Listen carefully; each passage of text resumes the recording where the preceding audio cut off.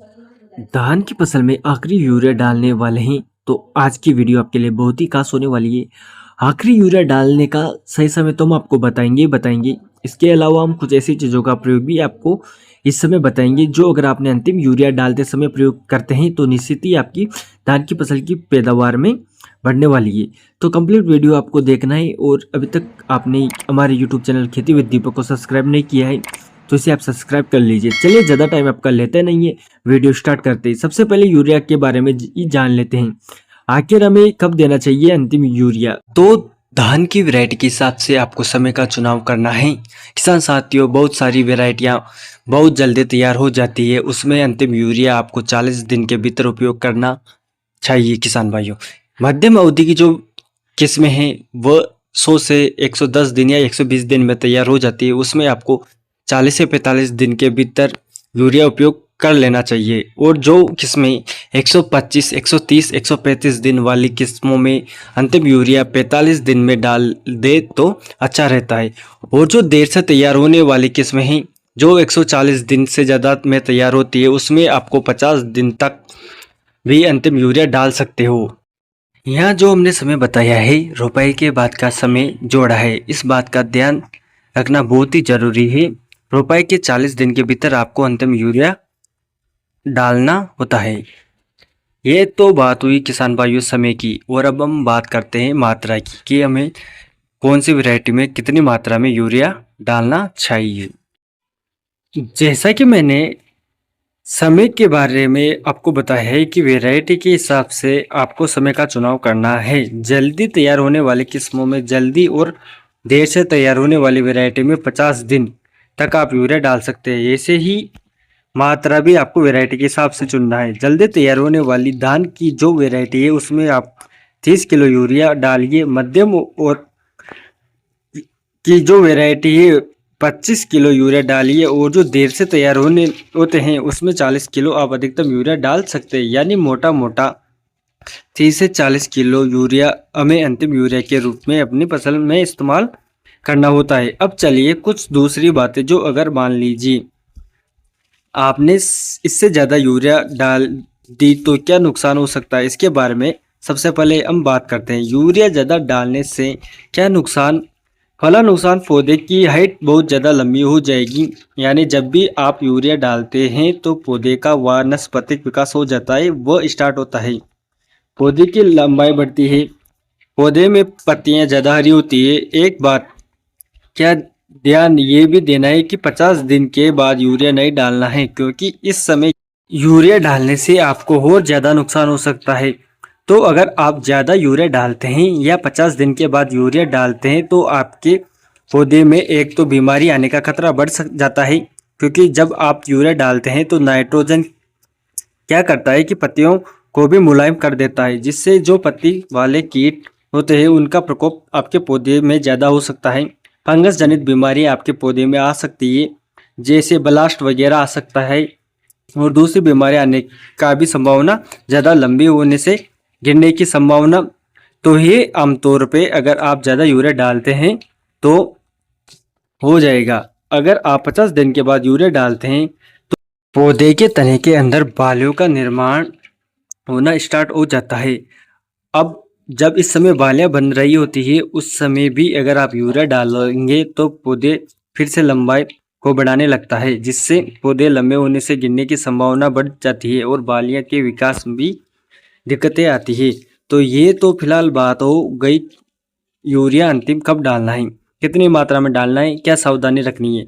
एक दो सावधानी तो आपको बरतनी चाहिए। अगर खेत में बहुत ज़्यादा पानी भरा हुआ है तो आपको यूरिया नहीं डालना है, तब आप यूरिया की जगह नैनो प्लस जो आता है उसका यूज कर सकते हैं। अगर संभव नहीं है कि आप पानी को उठा सके तो सबसे बढ़िया है कि आप नैनो यूरिया प्लस 2 ml से 4 ml पर लीटर पानी के हिसाब से आप इसका स्प्रे कर देंगे, क्योंकि हम इसका छिड़काव से प्रयोग करते हैं तो पौधा इसका ज़्यादा मात्रा में उपयोग कर पाएंगे।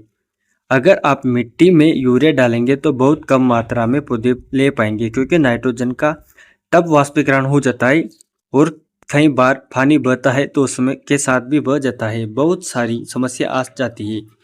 तो ना तो बहुत सूखे में खेत यूरिया डालना है और ना बहुत पानी भरा हो तब यूरिया डालना चाहिए। अब बात करते हैं कि आपको यूरिया के साथ क्या मिलाना है। अक्सर हम बहुत सारी चीज़ें मिलाते हैं, हम ग्रोथ प्रमोटर डालते हैं, फालतू की चीज़ों पे खर्चा करते हैं। यही समय पे सब चीज़ें डालने से ज़्यादा फायदा मिलता है। ग्रोथ प्रमोटर कब डालना है इसके ऊपर हमने पिछली वीडियो बनाई हुई है, तो ज़्यादा जानकारी के लिए आप वो वीडियो भी देख सकते हैं।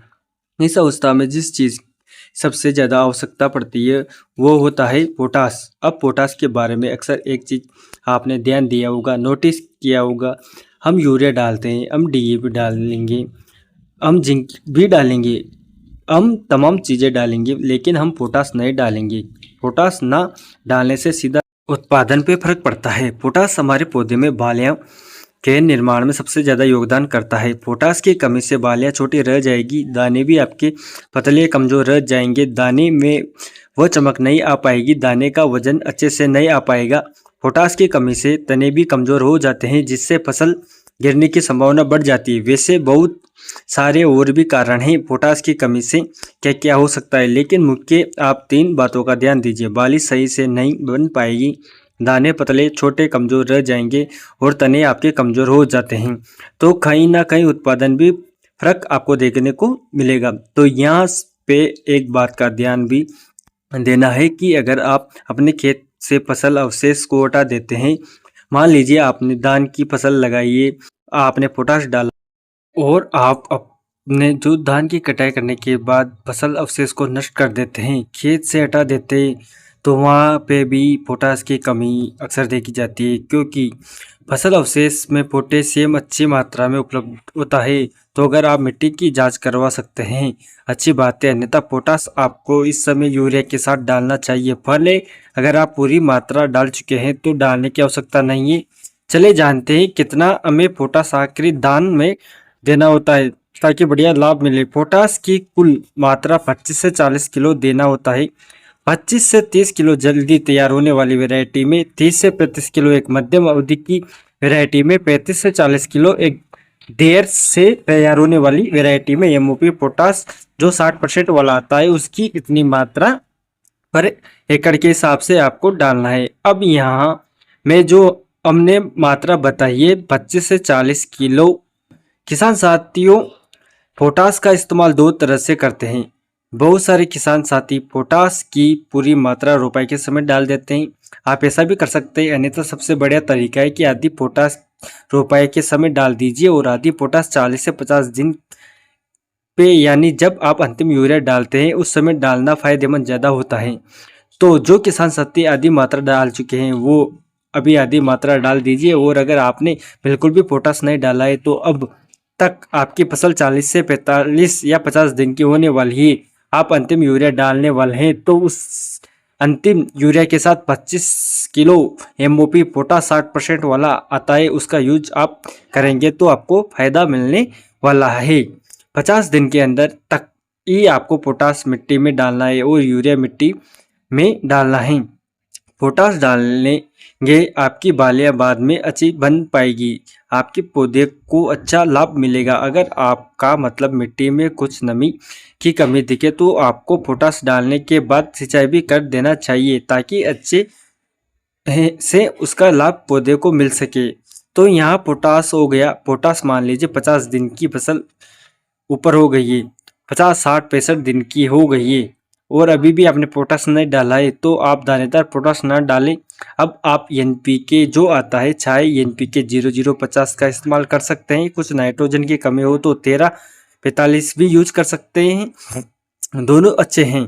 0050 थोड़ा बेहतर है, इसमें पोटेशियम सल्फेट होता है, ये भी अच्छे से काम करता है। तो 1 से 1.5 किलो आपको पोटास का इस्तेमाल इस अवस्था में किसान साथियों करना चाहिए। अब बिल्कुल भी पोटास ना डालना हो तो 1-2 बार आप डाल सकते हैं 15-20 दिन के अंतराल पे। तो यहाँ पे एनपीके भी हमने बात की है, बिल्कुल भी पोटास ना डाला हो और 50 दिन से ज़्यादा दिन की फसल है तो आप 15-20 दिन पे 2 बार भी एनपीके 0050 का इस्तेमाल किसान भाइयों कर सकते हैं। पोटास हमारी फसल के लिए बहुत ही जरूरी तत्व होता है, मुख्य तत्व होता है। तो पोटास हो गया यूरिया हो गया। इस समय कुछ दूसरे तत्वों की पूर्ति न की हो तो आप स्प्रे विधि से कर सकते हैं। जिंक वगैरह नहीं डाला है तो आप जिंक वगैरह भी इस स्प्रे विधि से प्रयोग कर सकते हैं। चिलीटेड वाले जिंक बढ़िया काम करती है। 12% वाले जिंक भी आप जो है इस समय उपयोग कर सकते हैं एनपीके 0050 के साथ। अगर आपने पहले से जिंक का इस्तेमाल कर दिया है तो यहाँ पे अलग से डालने की आवश्यकता नहीं है। हालांकि बाली निकलते से पहले जिंक का स्प्रे करना थोड़ा ज़्यादा फायदेमंद इसलिए होता है क्योंकि पौधे में प्रकाश संश्लेषण बेहतर होता है, पौधे में भोजन वगैरह अच्छे से बनाते हैं, जिससे दाने का भराव आपका बाद में बालियां वगैरह अच्छी आती है। तो जिंक अगर आपने स्प्रे विधि से डालते हैं वह तो आपका 3 बार डालना होता है।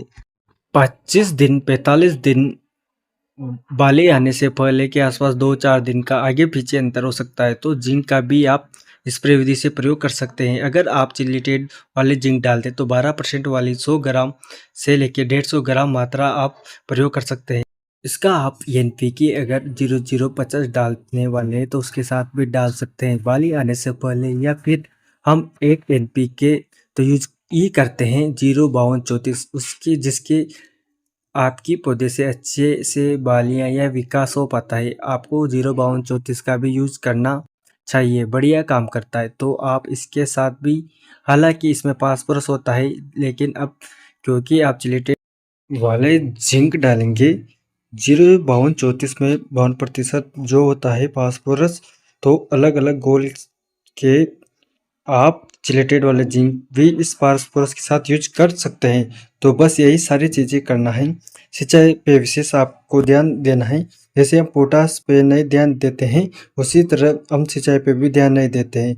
पानी की कमी इस अवस्था में सीधा सीधा उत्पादन में कमी होने की सबसे बड़ी वजह हो सकती है। भले ही आप कोई खाद ना डालें लेकिन पानी पे आपको ध्यान देना है, क्योंकि अगर कम हो गया, आपकी मिट्टी में पानी की कमी रह गई तो कभी भी आपको आपकी धान में बढ़िया उत्पादन नहीं मिल पाएगा। तो अगर इन सभी बातों का ध्यान देते हैं तो धान में बढ़िया उत्पादन आप ले पाएंगे।